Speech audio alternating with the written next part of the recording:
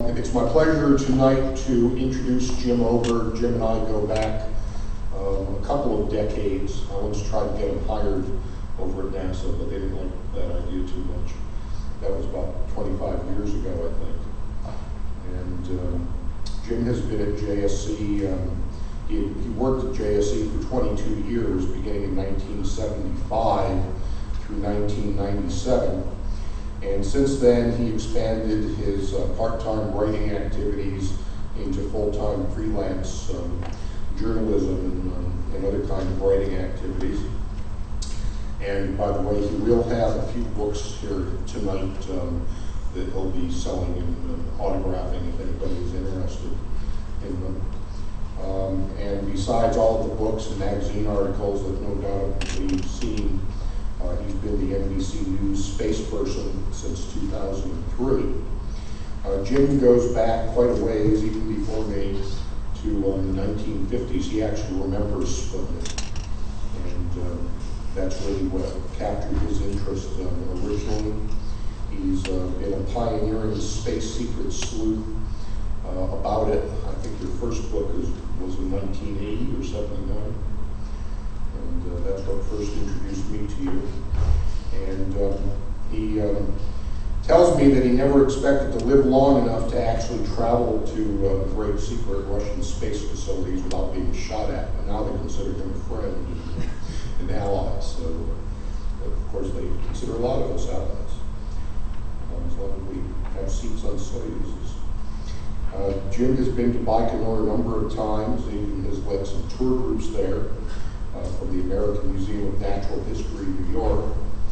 And the most recent first for his exploration was to attend the commercial launch of one of Robert Bigelow's prototype inflatable Genesis modules, the old TransTab concept from JSC, from a Russian military base in Siberia, where he saw lots of stuff, including some he wasn't supposed to take pictures of and talk about, but you'll hear about it tonight. So without further ado, Jim Oberg.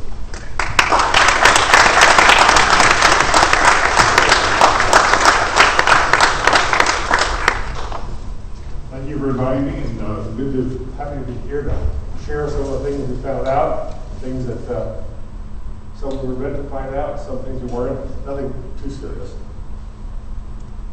The main thing I found out was, as I watched this Satan SS-18 missile lifting off, heading off towards space, was did they push the right button? Because around us for 30 or 40 miles are 35 more mirrored ICBMs loaded with half-megaton nuclear warheads, aimed in general directions. This one got into space. And I was there to watch it. The geography is still kind of confusing, because I'm not sure if I was in Siberia or not. But and I'll explain why. The chart that the Russians released says that their launch site is here. A town they call Yasniy. It's known to military forces as Dombarovskiy, which is an ICBM field. And it's got ranges that fires to the Kamchatka Peninsula for missile tests. But you well played Risk, right? Kamchatka is a very, and since about 4 or 5 years ago, it's been launched into orbit. Some of the orbits are 65 degrees inclination. They launched in the northeast. Some of them they launched to the southwest in some synchronous orbits. They even tried to launch to the northwest. The problem with launching into areas like these, however, which this circle is in Uzbekistan, and Uzbekistan charges a whole lot of money for cleanup. So a number of satellites, the one that followed Bigelow's satellite was in Thailand. A Thai Earth Resources satellite was delayed for 6 months while negotiations continued over how much money Uzbekistan was going to pay to drop the drop zone. That's part of the history of the Yasniy Cosmic drill. So we're going to run the picture forward, try to push it up. Okay.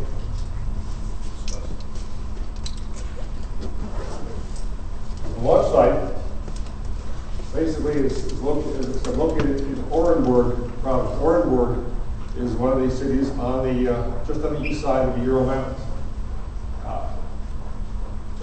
We're going to talk about what the area is like, why the rockets are there, what is launched, and on June 28th of 2008, what kind of payload was launched, and why it's important.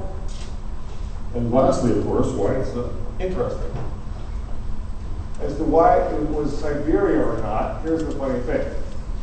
In the geographer's view, for geography, Siberia is all of Russia east of the Ural Mountains. So this section right here near the Kazakhstan border is around Siberia. But from the climatologist view, Siberia is where it's too cold for even the Russians to have a good time. And in that case, this little province here, this little pink province, even though it's east of the Urals, is not part of Siberia. Now, I didn't get my visa stamp for Siberia, but when I went there, as you'll see, I was happy to be on the climatologist side of the view, because it was actually a wonderful climate, of course, in June. And it was a beautiful place to see. So was I in Siberia or not? It depends. Important thing was I got back. And there's the province, Orenburg, very famous city from the old days of Russian expansion in Siberia. It's the Orenburg region, and you travel from there across the river called the Or River, O-R. And on the Or River is a town called Orsk. And I nearly got on the wrong plane when we first began arranging things. I thought it was a typo for Omsk, but it's not. It's Orsk, not Minsk, not Pinsk, not Orsk, Omsk, but Orsk. So I got there. And we flew in, and Yasniy is the name of the city in which the people who work at the military base live.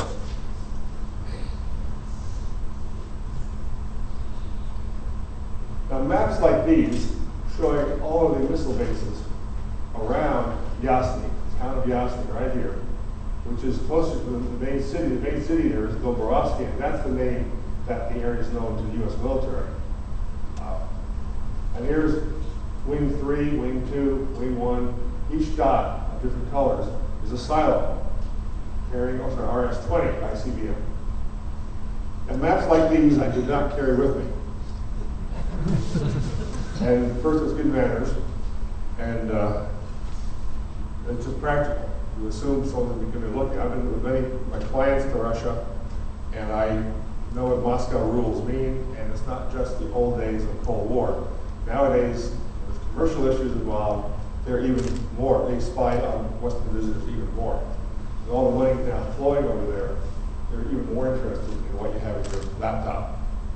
So I didn't make it too hard for them. If they wanted to have access to my laptop, and I made sure the laptop didn't have things that there was a serious interest in. It would bore them, in fact. If I wanted the map, I had stashed it on a Yahoo cache that I could call down because they had internet. So if I needed it, I could have called it down on the internet. But it did not. The big question at Yasniy is, which of these, of any of these silos, is being used to launch the satellite? There is a legal stricture on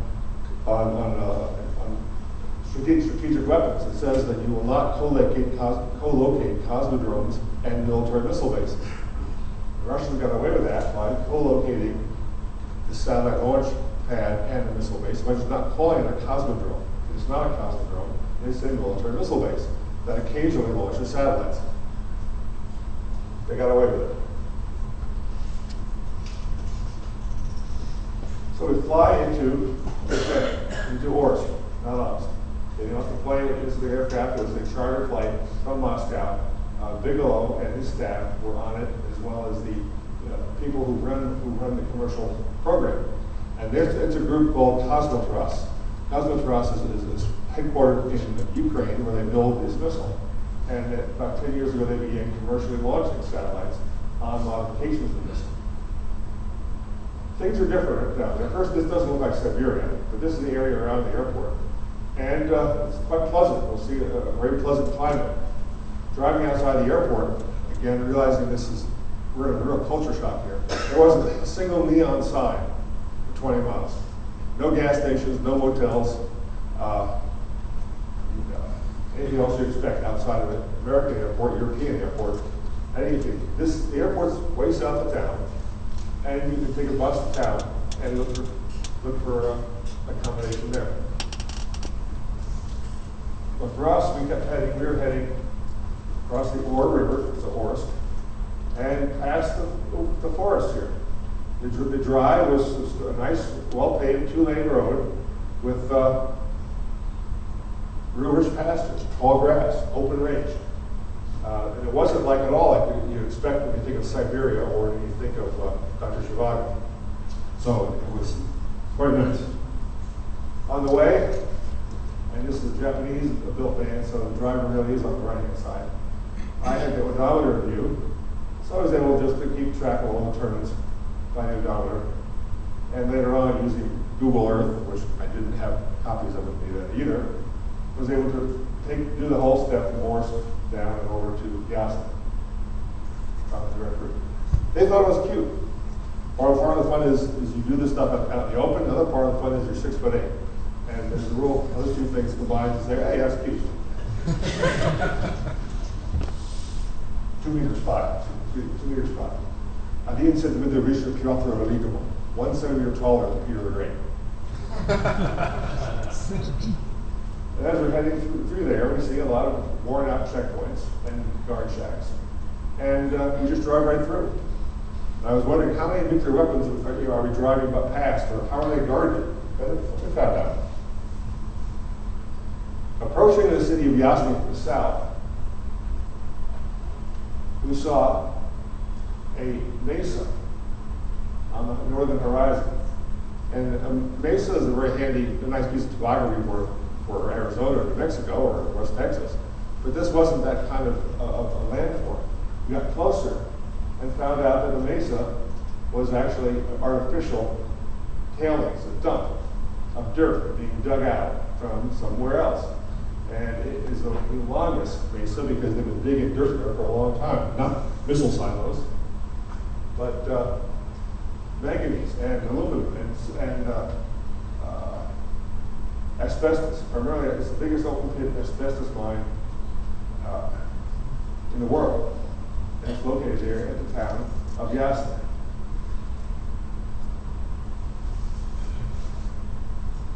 And down into the plant, the trees are a little bit different. They're a little more unhappy. This is good to see what this really was, because part of the preparation for my trip was to get the Google Earth pictures of the area. And here's the town of Yasniy in Google Earth. And it showed 3 lobes extending from this area. And a big hunk of something down here, which I couldn't make any heads or tails. Is that chemical waste dumps? Are these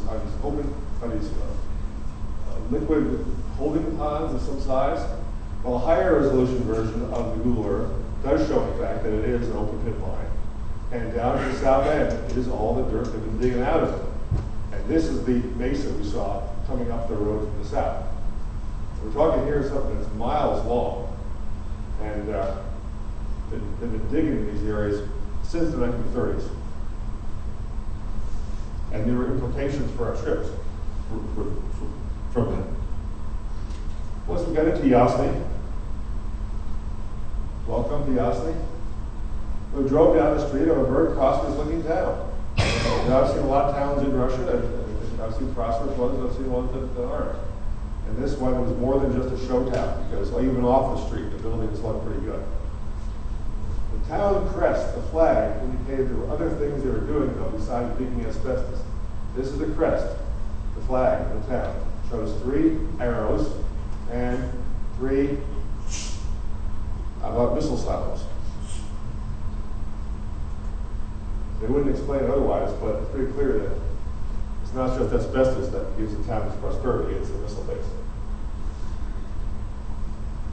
Some pictures by another visitor, and I'll be using several of his, Yoshimoto, was there with the previous launch team, and got some good views.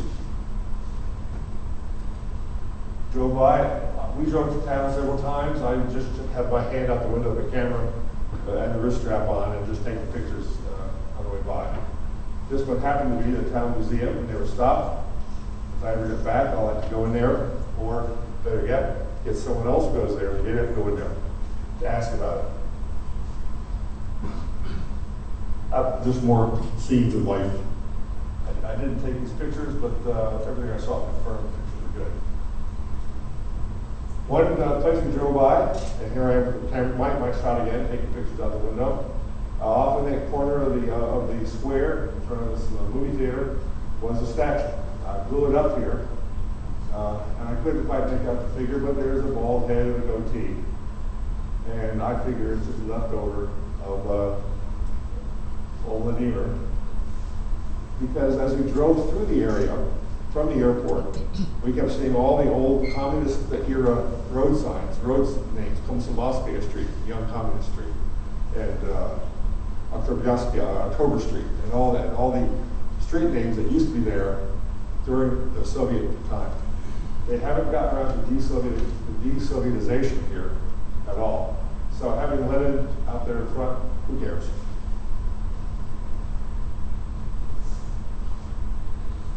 Some of the habits are Soviet era, although we were allowed to stand by some of the display missiles. We weren't allowed to get pictures at the airport, except of the hand of the militia officer. Now here's a wider angle shot of Yasniy on Google. Right here is the area we're going to stay at. It's a foreigner compound. The town of Yasniy is all around over here. Over here are the open pit mines and the processing mill. And so here we were in this area just west of the town, in an area surrounded by open country. Somewhere out here is where the missile bases started. This is about 5 miles, I would say. It's about 5 miles across. So by going to Google Earth, which is a marvelous tool for private sleuths, found pictures of the area they're making into the hotel for people, the Cosmotras Hotel for satellite launch support. This old picture shows 3 old officers' buildings, officers' quarters, being joined together, and the plan was if they had done it, to build an entirely new payload processing facility here, and because things are not always June and the weather changes, they have a closed walkway between the quarters and the payload building. And around this area, out about maybe 40 acres, they got very new, the newest I've seen ever in Russia, very new razor wire, which I also have pictures of. This is the way it should look now, and it does look now. There's again, the C-shaped hotel and the cantina. And then it's not a path, it's a covered walkway. And there's the building, payload building. Now, they have not, as of 2 years ago, done any landscaping like that. They are happy they have like 8 parking spaces here for visitors. And they have around the red here, this red is the boundary. This is tells you that you don't go beyond this area because it's only allowed it. Gate over, let's see, gate over here, we drive in there, park here, and we had to watch the launch from here. We went down to the corner on top of a bunker and watched the launch from the same area. We were allowed to go into town a few times, and particularly because we made a special request. We'll get to that in a moment. This is a new place. It's got it's a European class facilities. Plus it's got internet access to satellite. And people here were very those who stayed here before said they're very comfortable. And when they're working on the launch campaign with the payloads, the payload we launched, and the payload they launched for Bigelow the year before. And still a matter though of water. You can wash in the water, but don't get it inside. Outside, there's more views of the buildings, our satellite antenna, and pretty good data rate. Pool hall. It's not just a nice place to live physically, but people found out because, you imagine that you are walking through a military base with people who are aiming missiles at your relatives, or there's a disjunction there of attitudes toward each other, but it seems to work out pretty well. The folks in town are very commercially oriented and understood that these satellite launchings were the source of future income for them. They were very supportive. We'd come out and send out student groups to sing and entertain. Because don't forget, you were stuck in that 40-acre area for the duration of the launch campaign. But there were people that were well entertained. And I was told authoritatively by the real people who worked there, they didn't even lose a pencil. There was zero pilferage of American equipment and of their personal goods. And people who travel overseas at all, or even travel to the U.S., appreciate that zero pilferage implies something very serious is going on with the culture of the people you're living with. They like you to be there, and people who want you to come back, or other customers to come back, will enforce this policy, as well as a policy that most of the folks are friendly enough and wealthy enough, not too impoverished, to go along with. That was a nice policy.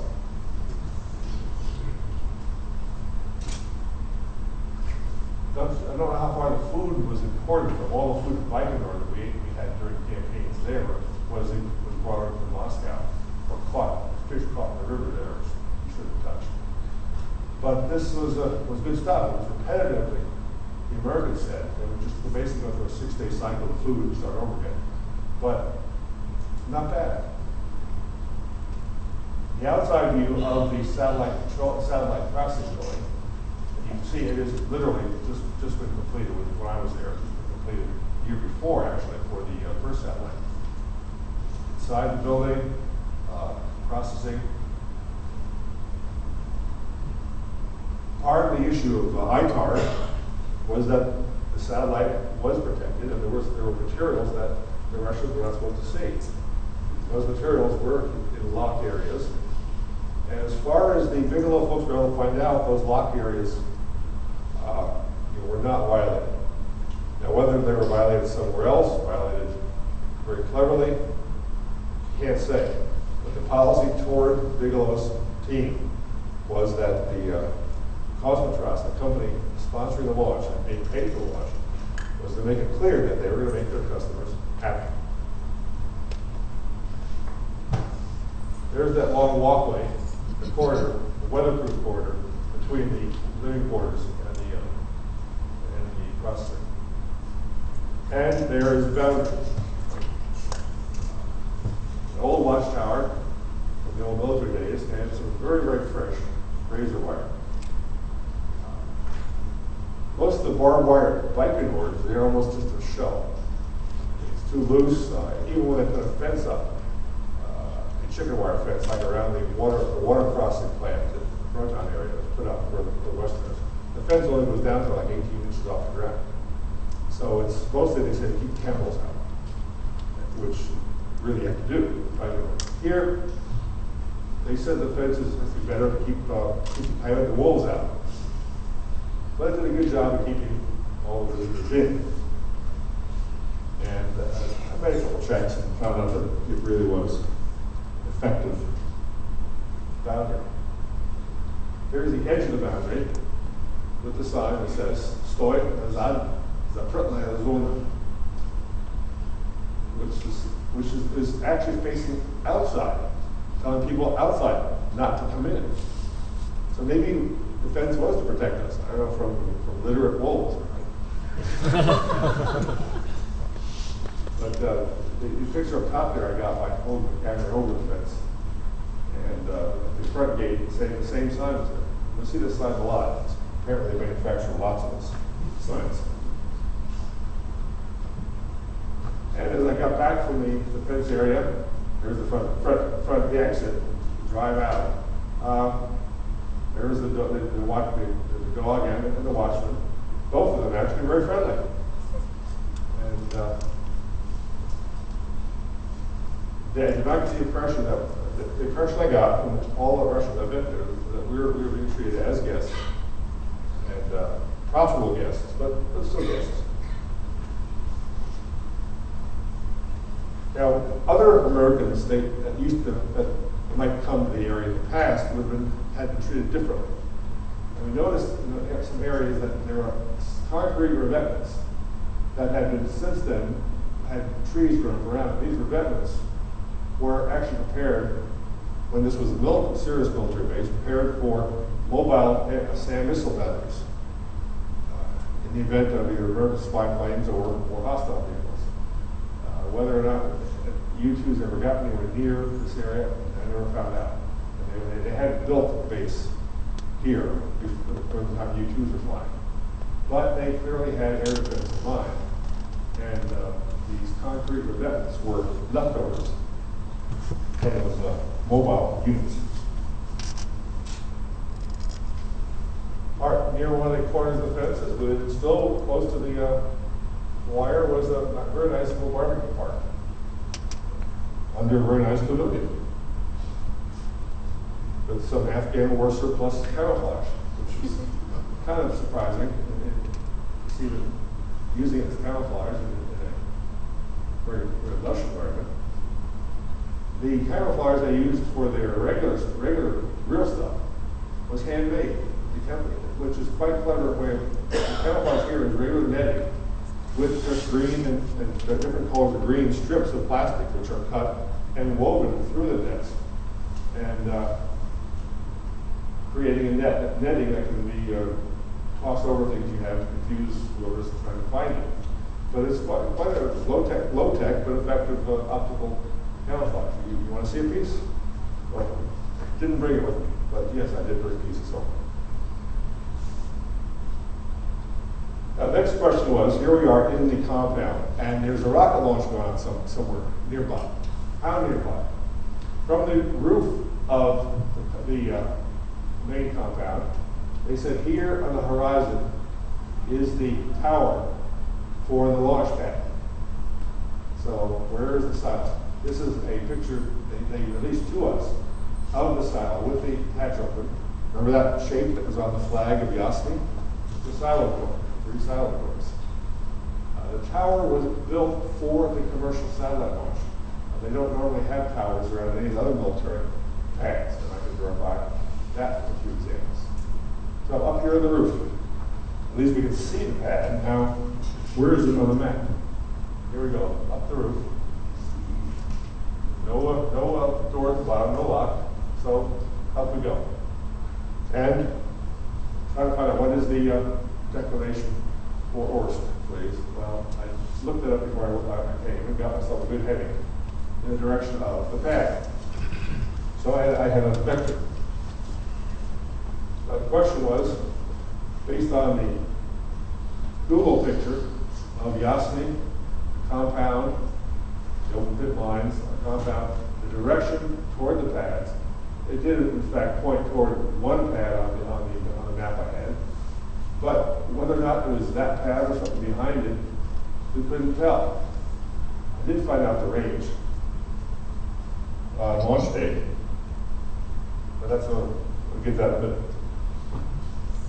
The rocket, the Satan rocket of Voyevoda or War Chief, was one of the mainstays of their nuclear strike force back in the 90s.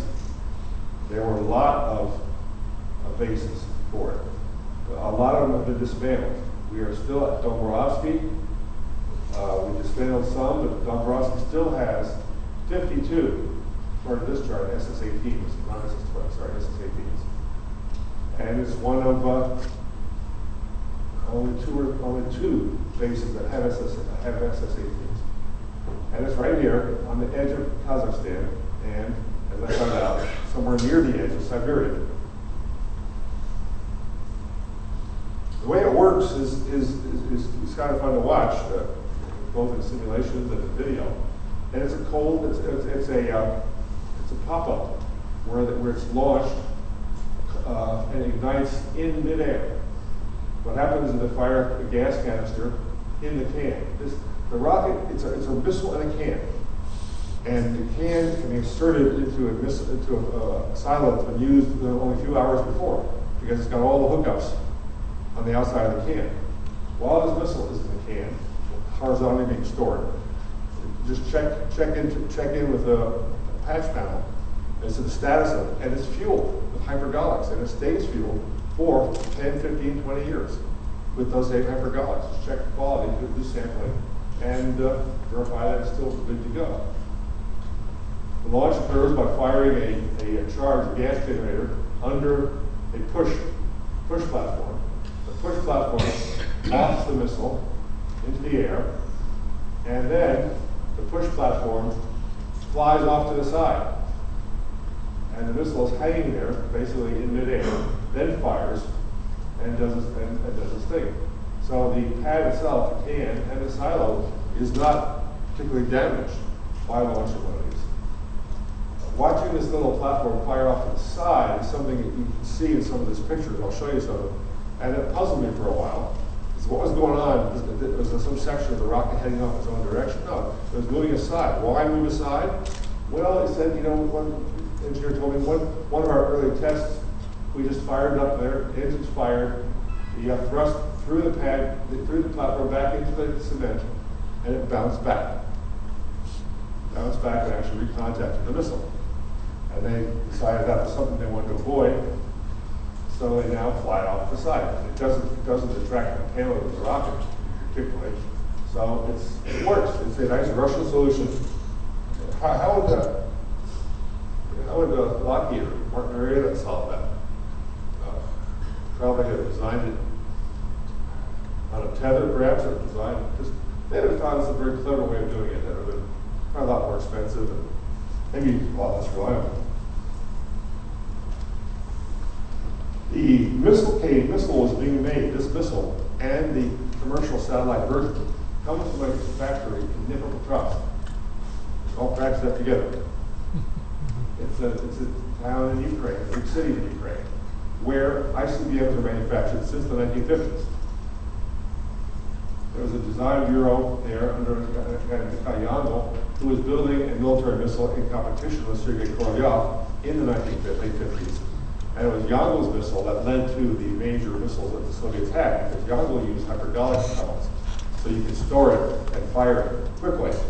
Korolev's rocket used kerosene and liquid oxygen, and it would take up to a day or two to fuel it for launch, in which case the U.S. Air Force would have taken it out in any kind of first strike. So the Bureau was there, and how hypergolics and these other things, including the Bureau's the worst accident, the Medellin catastrophe, that killed about 100 people on the launch pad in 1960.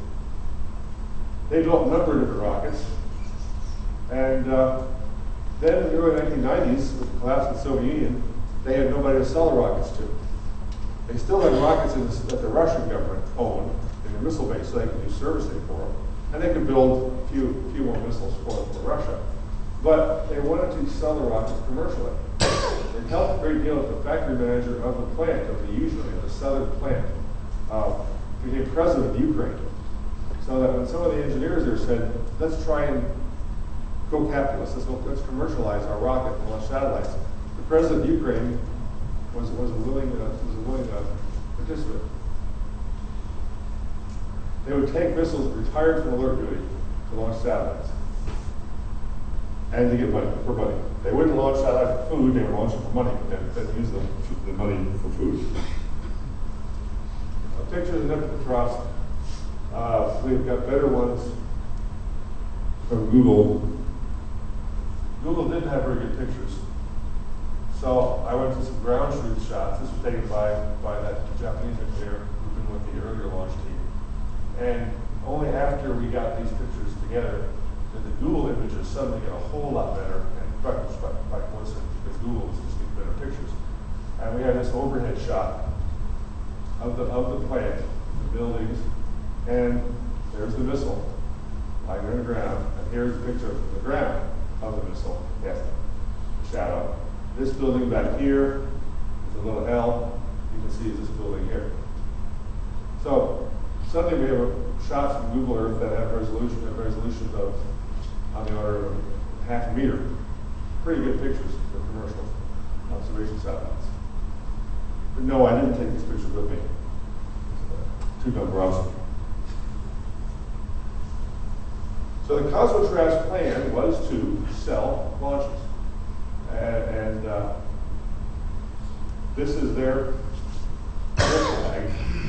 Nice Star Trek kind of symbol or NASA symbol there. The plan is to take off, there's a missile with instead of a warhead, an upper stage with the decals of various customers on the satellite. It was in some ways a little bit too powerful, 4,000 or 5,000 pounds of payload, 3,000 or 4,000, for a lot of the mini satellites they were trying to launch. So they would carry racks sometimes, like getaway specials, of four, 5, 6 clients and put them all together on a launch. First of all, they launched on Bigelow, desert Bigelow, and they did that for a while. They would get missiles off duty from Yasniy, where they were on military duty, ship them down to Bigelow and launch them. Until the folks in the rocket forces, the strategic rocket forces who run Yasniy said, why are we selling these rockets so they can double the price and launch them from Bigelow to Western customers? Why not launch them from Yasniy into orbit? And plus they like to launch rockets once in a while, so the people on duty there know what it's really like to launch a rocket. You can't do it, you can't have a whole lot of troop training exercises if each shot costs you $7 million. So the idea became to let's go ahead and commercialize Yasniy, and that worked out pretty well. Here are a couple of shots of different satellites, different payloads that were all racked together on early launches of the missile. Now, the missile that Cosmotrat had commercialized was a military missile. They called it again Voyevna, but they had to get a commercial non-military name for it. So they called it, since it was a missile from Dnepr, they called it Dnepr, which is the river it's on. And it's a Dnepr rocket, and they have been very successful at selling it. They use the same basic equipment that exists for warheads, just instead of a warhead, it carries the upper stage. There's a shot, there's a Dnepr on the side, a Dnepr, just like it sounds, carrying one of the first Bigelow launch in 2006. And there's the Bigelow satellite stretched or folded up and strapped down and strapped to the center core inside with the payload. That's the satellite that they would then inflate on orbit, transat, just like Gary was saying. Launching these rockets does have a spectacular effect of seeing bursts of fire in midair and having the launch plug fly off the side of its own little rocket. Being a hypergolic rocket, it also has a lot of chemicals coming loose, and what we would call a VFRC, or a mishap, a big friggin' red cloud, or your choice. And the Russians call them foxtails, which is kind of cute. Foxtail is a plume, a nice red plume from hypergolic rockets. And off it goes. These are not our launches, but they're typical. Sometimes they don't work. One of the features of Russian ICBMs that converted to satellite launchers is they have no destruct system. And they don't add a destruct system because they don't think they can handle it safely. So if the rocket doesn't work, or failure occurs, for the first 1,000 feet or so, it just continues burning, trying to get as high as possible. But the first 1,000 feet is direct descent overhead. And you'd rather, above 1,000, begin a pitch over and get some lateral separation before it comes straight down again. They're having rockets that have not gotten to 1,000 feet and stopped firing and come straight back down again. This one was being launched from Bigelow in Kazakhstan, being launched just west of south to go to Sun synchronous orbit, and it flew directly over Bigelow City, but failed about this point. The engine was all shut down, and it coasted to this point. And this is the view from the first plane that got there, saw this. The scale of it, you can tell, because there's one of the pilots. There's the plane standing on one side of the crater. And this is stuff, confetti all around the area. A couple days later, the chemical hazard people showed up, hazmat showed up, and taped off the area and said, don't go nearby. Well, because it hit the ground, about 80% of the propellant load is still intact. no split open pyros, no launch, no stresses, just chucking them. And count on the big Earth theory. There's a lot of ground out there, and not many people. Folks in cosmos today, I'm a little pissed about that though. And over the years they negotiated, and some of all the other countries around, they are like Uzbekistan and Tajikistan. And so this kind of failure that occurred in 2006 made it a whole lot harder to get launch permission from your neighboring countries. Which is why our launch was in June and not in the original planned date of February. I had no complaints, but they were waiting for one. There's Bob Bigelow, the Las Vegas millionaire, multi-millionaire, who's paying out his own money, almost $100 million so far, to develop inflatable space vehicles.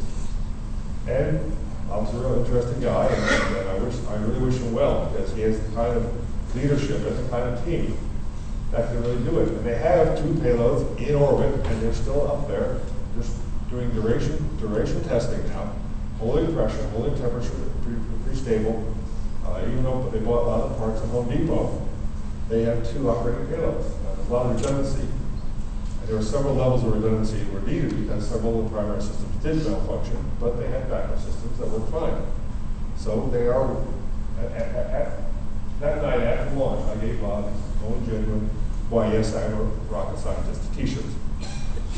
And he was real moved by that. And I met him this conflict, and I should have wished him well. Here we are, we're at sunset. Our CNBC team covering the launch for some reason, but I never saw that air since after the flight. We were on a old bunker, just looking out toward the west. Now I've got a compass heading in the direction. And I'm watching the rocket, and I'm happy to cheer when it goes off. I've got both a pocket tape recorder going and the video recorder on my camera, watching it and also counting to myself, 1,000, 2, 1,000, 3, 1,000, after the flash of light. And it was 33 seconds until we heard the roar of the rocket. Confirm that, well, I didn't count it, I was a little off on my count, but the tape recordings both show the actual range. And there's a view of the previous launch on the same pad. After goes a cold ejection and then ignition in midair.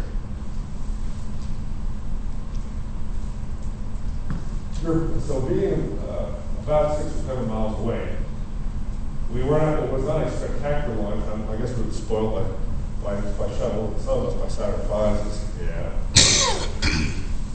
More than one of us by Saturn V's. I can see you alive. And it was heading high. You remember watching satellite launches that when you want to go fast above the atmosphere, you tend to curve over as soon as you can and head out in the east or northeast or wherever direction you're going. If it's an ICBM flight, it tends to loft a whole lot higher, climbs higher, and actually disappears at the high point angle rather than disappearing over the horizon or in the clouds. And this trajectory is heading into a high orbit, so it's followed a fairly ICBM-like trajectory.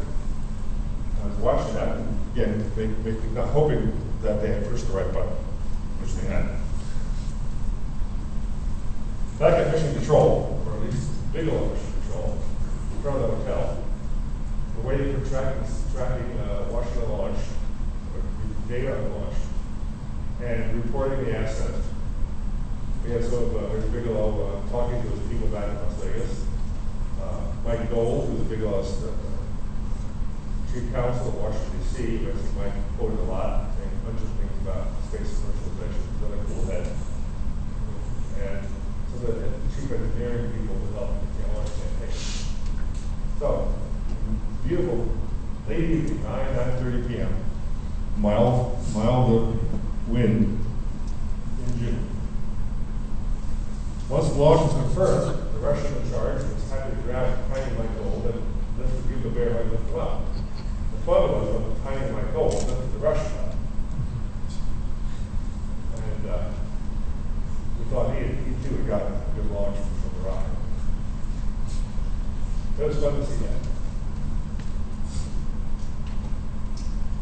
party that night.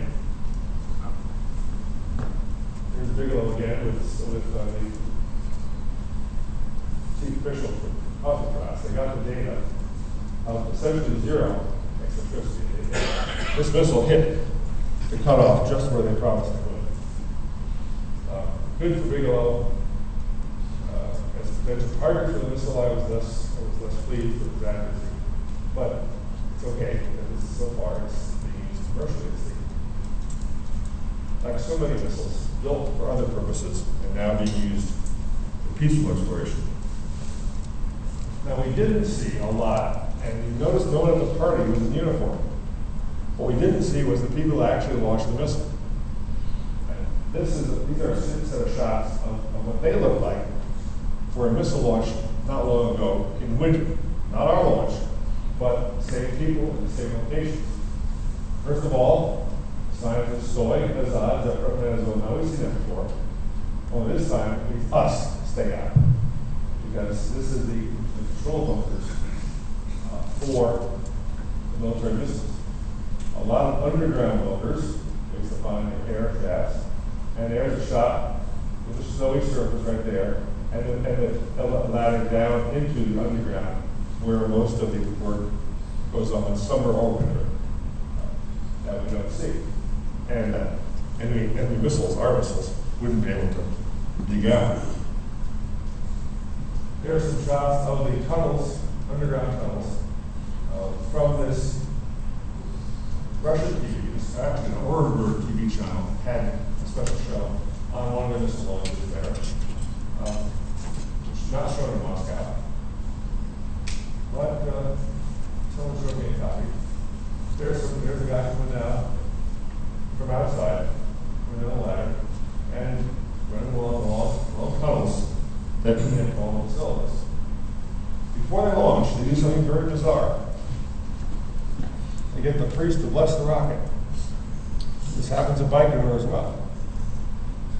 And I guess after 80 years of atheism and so forth, 75, the religious nature of the Russian public, or the religious yearnings, sprung back very strongly. So they now have officials, they have chaplains with the Russian army, all Russian Orthodox. There's no Protestant chaplains, no Muslim chaplains, no Jewish chaplains. Russian Orthodox priests are the ones blessed. And there they are with an icon and the soldiers preparing for launch. Meanwhile, the people who push buttons are down below recording and entering the inner sanctum of the area and sitting at the control console with the button, actually with the key. The button for you is very simple, but the key into the panel, key to start, starts the launch sequence. Usually 7 minutes for liftoff. And it's the strategic rocket forces that carry out this launch. There is a group in Russia called the Space Troops, or it's called the Space Troops, is a good translation of it. And they're the military people who handle satellite launches at Bigelow, and they're being replaced permanently. They handle space tracking, and they handle satellite control for most of the military and dual-use satellites. So there's the Space Troops. But the strategic rocket troops are entirely separate group. And for them, these launches from Yasniy are the first time they've tasted Western cash. They like it, and they want to keep doing it, and they want to perform well, which they have. Some more shots down below.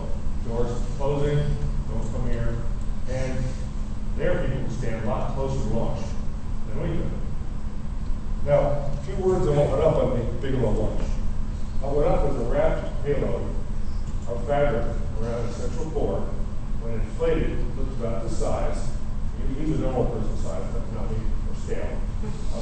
But it was, 2 of these were launched into orbit, one a year apart. They had all kinds of cute little experiments and send your names up, and you could put little postcards that would float around the cabin, and you could see the cabin fan blowing these things past the cabin TV and keep watching for it. They even had a little life experiment. They wanted to find the most hardy animals that set up a container of cockroaches. And Bob really didn't understand the the irony of a hotel magnate deliberately putting cockroaches into one of his facilities. But because he thought it was a great space experiment. But it looks like when expanded around the center spine and blown up with solar panels both ends, both independent systems, they have multiple redundant systems with communications, power, and not a whole lot of attitude control. They were no gravity gradient that did very nicely. And then pressurized with a set of controls which did pressurize it, not quite the way they wanted it, but it worked. They plan to do a series of these. They start with Genesis up here, and they're skipping them with these. They're skipping the step. They're going on to the first habitable version. As soon as they can find somebody else who can get them, they can't get people there. This is the larger version. We've seen this, the TrainSnap idea. That was developed and patented by JSC employees in the 90s. One of the biggest conceptual barriers is the idea that this is some kind of balloon, and you wonder how strong is it. In terms of physical strength or resistance to space debris, it's much stronger than a metal skin. And even better in terms of radiation protection. So perhaps someday we'll have one of these on the ISS as an additional lab to test. Bigelow can provide it, as he's building it. He's testing out there in North Las Vegas. He's testing them. At first, he was just inflating them and then overinflating them to see what the burst strength was. After complaints from several neighbors about bursts and warning hours, he began pressurizing them underwater, getting the same basic results without violent destruction and noise. So we finished the launch. That's what's up there.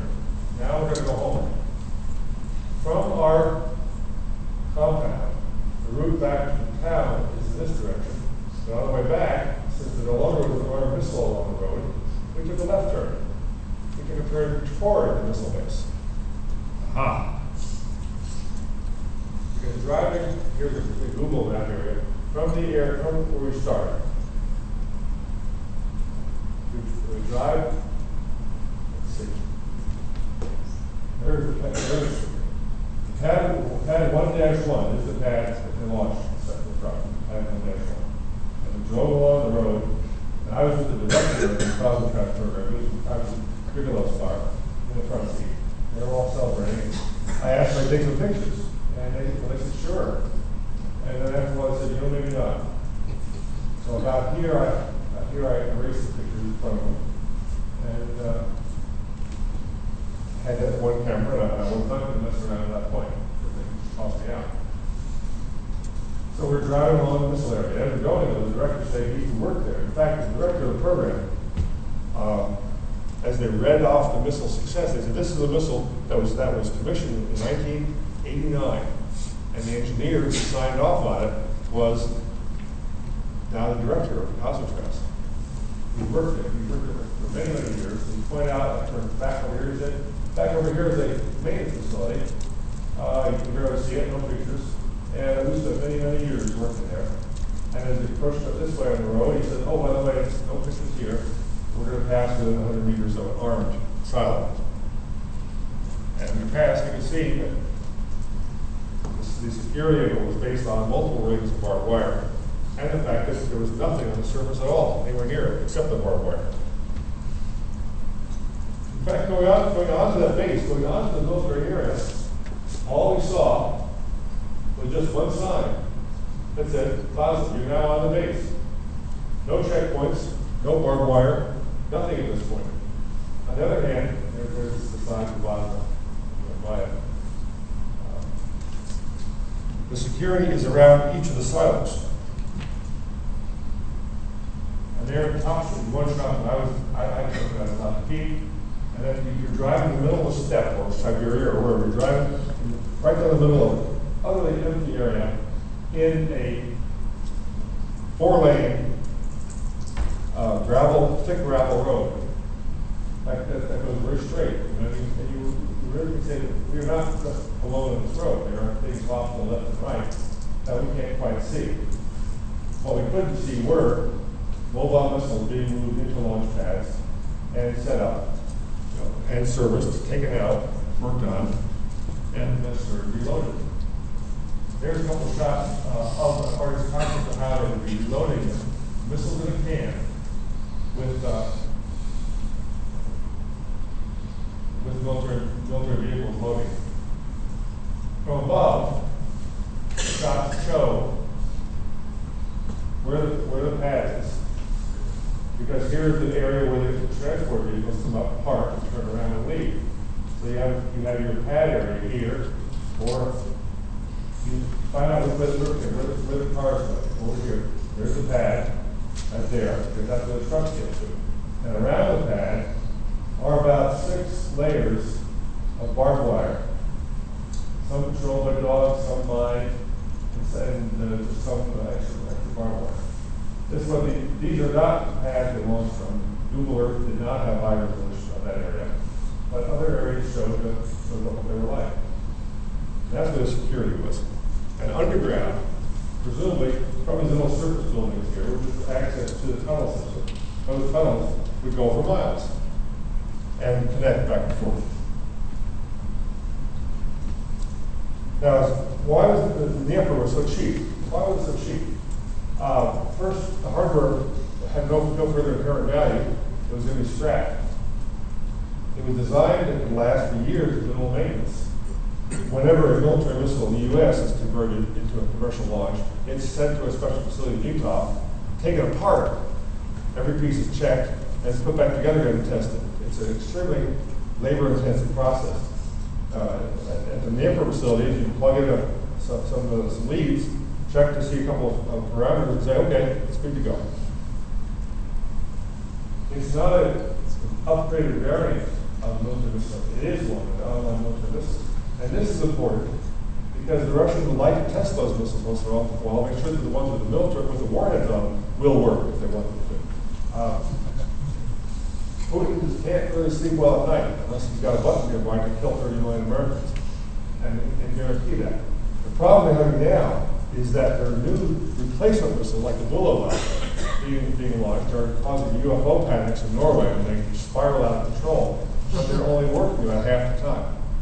And so they're in a fairly severe crisis of mutually assured destruction because these old rockets, the Dnepr type rockets, the Voyevod, or Satan, as NATO calls them, are getting old and they are being retired.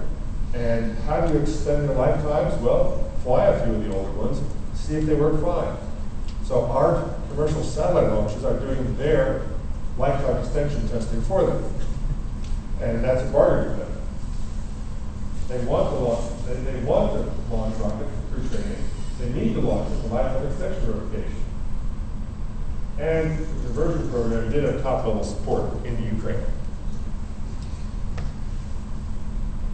So, got the pictures came back. I'm looking at my pictures on my laptop. When the head of Cosmotron comes by and smile, look at me and look over my shoulder.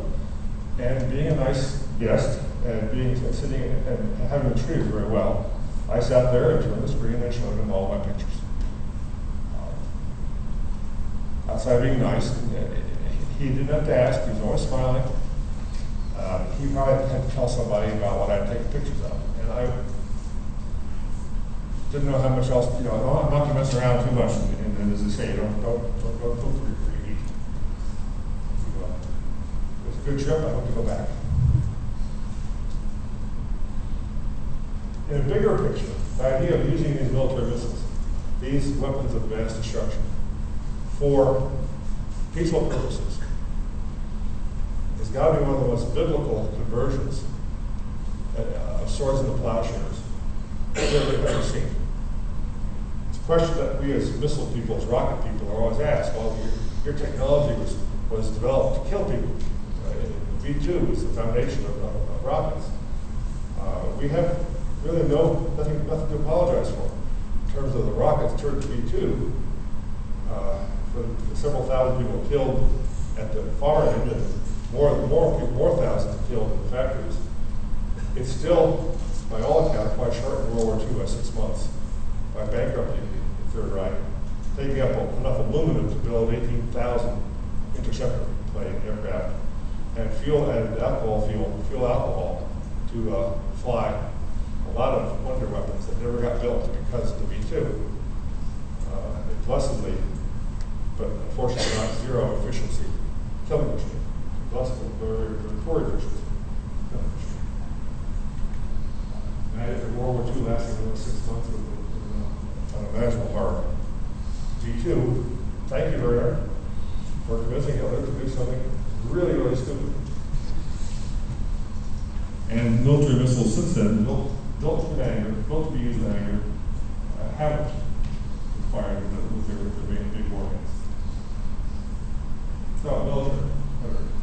One thing we also did while we were there, by the way, the other request we made was, I told Bigelow when we arrived, you should ask to go visit the War Memorial. Bring some flowers. His first question to me was, how do you know there's a War Memorial? Okay, doesn't know much about Russia. But there's no need to ask if there's a war memorial in any town, anywhere in Russia. And bringing flowers there is the right thing to do, because their victory was our victory. And it's also useful to do, because they like people showing respect for them. They don't like people not showing respect for the price they paid to destroy Nazi Germany. And sure enough, we found the War Memorial. We asked to go, and they took us. And brought the flowers and placed them there. And I went off for my own little private time for myself because of my own family history in World War II. And some of the Russians saw me and used their own cameras and wanted me to be shot later on. And I had not done that in any measure of a manipulation or trick. It was a very effective way of getting more friendly with them. We were already friendly. But it's the kind of thing you do when you're outside of Moscow. You see the girders like that. On the way from Sheremetyevo, you pass that on the way into town. And you've been to Moscow, you've seen it. It's as close as the Nazis got to Moscow. Right across down the outskirts. They didn't get there because of lists like there. This is a little mining town in the middle of maybe Siberia, border of Siberia, in 1941. And that's only 1/3 of the list of the young men from there who went off and were killed. So, show them some respect. They earned it. It helps all around. Final thought about the Dnepr rocket and the Satan missile based on it is it's a lot about foundations. I drove to Moscow and was impressed by all the new construction. It's looking more and more modern, but it's being built on old foundations. So the Satan missile and Yasniy town have old foundations. It's looking more modern, and it's right now very commercial, very helpful. You always got to wonder just how deep those foundations run, and how much the new construction on top of them is only superficial. It's a question to keep in mind, and whether we push the reset button or the wrong button, the G-forces button, which okay, but I had the wrong translation of the button. But that was fun. Seeing that rocket go up was fun to see the rocket go up, and the rocket went up. And there were Bigelow not buying the Russian rockets, these bigger ones. Other people have bought this rocket. There's a Swedish launch coming up in a month or so. If they can get permission, the neighboring country to fly the rocket over and drop the cables. Same old story. I got there, I got back. Places I've been, places I knew for a long time, places I learned about only recently. And there's more places I intend to get to and get back from and tell about. It's been great fun, and I appreciate sharing that with you. Thank you.